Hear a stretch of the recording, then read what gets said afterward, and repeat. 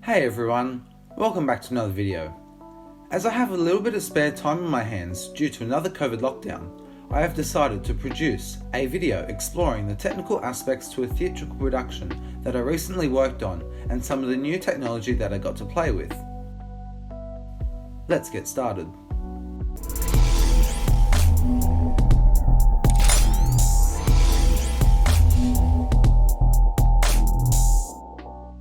The plot of this theatrical production was, we hear a lot about the new normal, but can the post-COVID, post-Trump world we're living in really be considered normal at all? The actors explore the way to hit the reset button and find a way back to normality, to a time where hope and idealism for the future feel possible.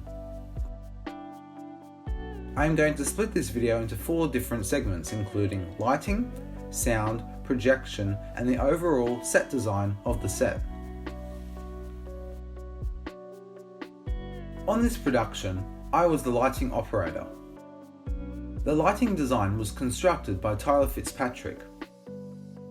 We had a variety of conventional fixtures such as ETC Source 4 Juniors for facials, a few Strand Harmony Fresnels for a top-down wash on the stage, and a bunch of other fixtures for things such as specials on stage. Additionally, we had access to a couple intelligent lighting fixtures, including 8 LED quad bars with red, green, blue and white diodes from Showtech, 3 Blizzard Lighting Skybox 5s, and a Charvet DJ Hazer. We utilised the LED quad bars on the ceiling firing directly down onto the main performance space and were used for a time-travelling strobe effect. They were also used for a general wash of the stage in any colour that we deemed that we wanted. We utilised the Skybox 5s from Blizzard Lighting for a flag effect during the US and Soviet Union's speech, and also during a fight scene where I had to hit a custom bump key whenever someone was either hit, stabbed or punched by another person on stage. We also used one of these Skybox 5s in the foyer at the ticket desk to provide a bit of light at night. We also bought a new hazer, the Hurricane Haze 1DX from Charvet DJ, which was awesome to use, as before we were using a fog machine as our hazer, which was incredibly annoying during a show as it would make a loud blast when we needed more fog in the room. For controlling all the lighting fixtures and the hazer, we utilised an ETC Element 250 channel version, which was fantastic to use. Please note that this was the original ETC Element and it's not the new ETC Element that ETC have just put out. What I loved about using this desk was how easy it was to make quick changes to a cue during the show, and this was especially useful as we didn't have much time during production week to make all the changes, so during the nights we were actually making live changes to the show and the cues when the audience was in the room.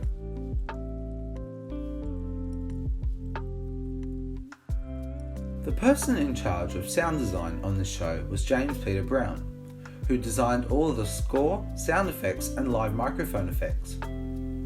I don't know a whole lot about the sound design on this show, but I do know that we used a 2020 Apple MacBook Pro, the 16-inch version with the touchscreen, which is pretty much all the way spec'd out. On this MacBook Pro, we were running QLab on it to fire all the sounds and projection cues. We also did buy a new sound system consisting of 2 QSC top speakers and 1 QSC sub, which were fantastic and got extremely loud. Additionally, we had 2 microphones that were run into QLab running live sound effects to make them sound more dramatic, which was then fed out of QLab into the audience's speakers, so that the audience could hear these microphones with effects on them.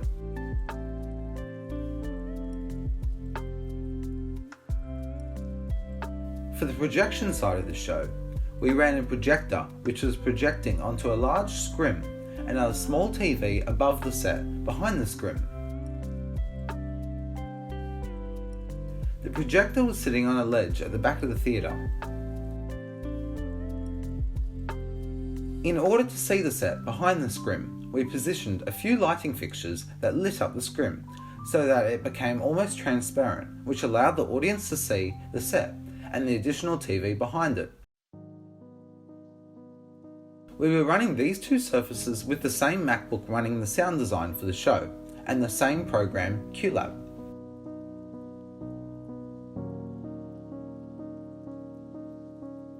The set design was based upon a video game type of feel, where the pink lines on the floor, made out of duct tape, led down to upstage, where the scrim was. As I explained before, the scrim allowed us to have another set piece behind it, and when we lit the scrim from the front with the projector, you couldn't see through the scrim at all. But when we lit the scrim from the back, it allowed the audience to see completely through it and see the set behind it. We used this effect multiple times throughout the show. On the topic of the set behind the scrim, we utilised a bunch of old seating banks and random materials that we found out on the streets to construct it. On the set behind the scrim, we also used a variety of LED strip lights and small little cheap Chinese LED power cans to light up the set. There was also an additional quad bar positioned above the set to give a general wash over the people who were performing behind there.